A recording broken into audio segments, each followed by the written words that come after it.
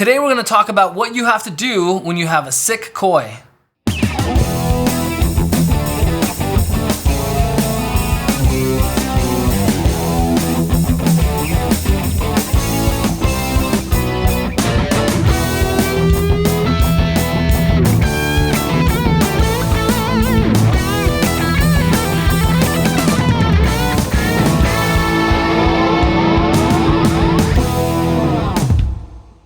So the question today comes from a Richard on Twitter. It's Richard0360. He wants to know, if I have a sick koi, should I treat the fish separately or should I treat the entire pond? Now, this is a great question, and I want to talk a little bit about koi health and disease as the full topic around sick koi, because you have to understand all of it.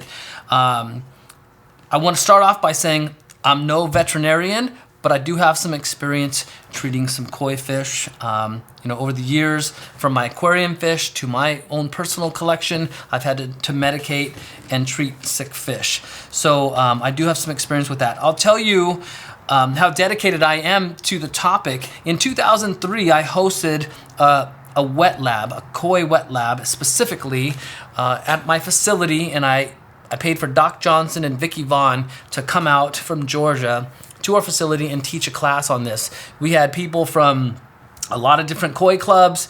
We had koi health advisors show up. We had contractors and retailers from all around Southern California show up to the event, and they hosted a 2-day course where we talked all about koi health and disease, what you need to do when you have sick fish, and it was a fantastic seminar. I'm still really excited about that. It's been well over a decade, and we've used that information. The first thing I want you to do when you have, I don't know the first thing to do. The first and foremost would be to have someone that you can lean on for advice. That's really important. And if you want to be proactive about this, then you should study up a little bit about what to do prior to having sick fish. Because if you have a sick fish and you need help immediately, you need to go to a koi health advisor, a koi vet, or one of your koi dealers that really understand medicine, because they can give you advice on what's worked for them, but they can't give you prescriptions and stuff. The cool thing about where you are right now is we can still get medicine to treat your sick koi. You can go to pretty much any koi dealer or online shopping and you can get the medicine to treat these guys. So it's really important to identify what it is. But back to the specific question, Richard, sometimes you're going to treat the entire pond, because if you have parasites, most likely all your fish are going to have them, or they've been exposed to them, so they're very likely going to get that particular parasite. If in fact they have a wound, maybe from a spawn, maybe they have a wound in their side, you might want to pull that fish out and treat it separately in a quarantine tank, because you might have to pull it out and you might have to work on that wound specifically, or you might have to feed it a specific koi medicine. And if you're throwing the koi medicine into the pond, like a medicated koi food, if you're throwing it into the pond and all the other fish are going after it, it might be a little bit timid to eat at the time. So there's a very specific time and place to treat the pond or to treat that fish separately. I'm going to give you some advice, some tips on and what you need and what you should be doing, and a book that you have to have if you're going to be collecting koi at all. Truth be told, my wife, she's really amazing with koi health and disease and figuring out what to do when your koi fish is sick. I always refer back to her when we have problems with koi health. If we get the call, I just hand it straight to my wife. If I'm out in the field, I see it, I'll take pictures, I'll come back, I'll communicate with my wife. The truth be told, she was going to be a vet when she grew up.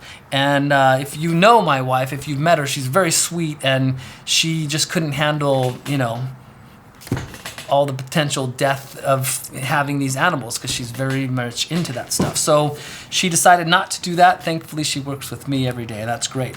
So I want to tell you a story about a customer that came in to see us, and they had sick fish. They were referred to us from a friend of a friend, kind of word of mouth thing. They had a bunch of sick fish. They had had the collection for over 10 years of these koi. They went to another koi dealer local to us, and the koi dealer basically was like, hey, you're probably going to lose them all. You're just going to have to let them go, and then we can start you a new collection of fish. And they went home devastated. And someone said, you have to go talk to Leslie Triplett. She knows her stuff. She's going to help you. They came to my wife. Long story short, my wife cured all of their fish. They still have them today. They're probably the fish are definitely in their 20s. And it's a great story, and it's still a very good customer of ours because they're so loyal because my wife cured their fish when they said they were not curable. Let's get back to what you need to do because that's important. I don't want to digress too much.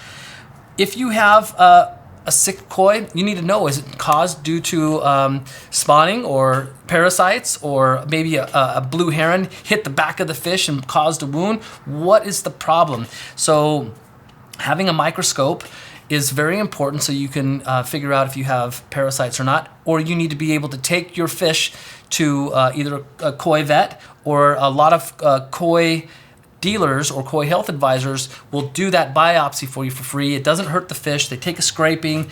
I don't think the vet's going to do it for free, but your koi dealer would probably do it for free. And then they would look under a microscope, look for those parasites. That's critical to it.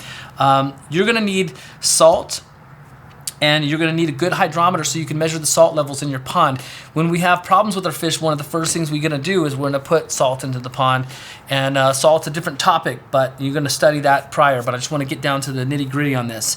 So you're going to have a koi dealer, a koi health advisor, or a koi vet close by that you can trust, and you could search for some advice, because let's face it, these people are doing it all the time, and you're maybe just getting your feet wet with having a sick koi. And it's really important that you're going to have a bowl and the correct net to catch the fish to you can be doing inspections and so forth. This is a critical book I want you to take notes on. This is Doc Johnson's book.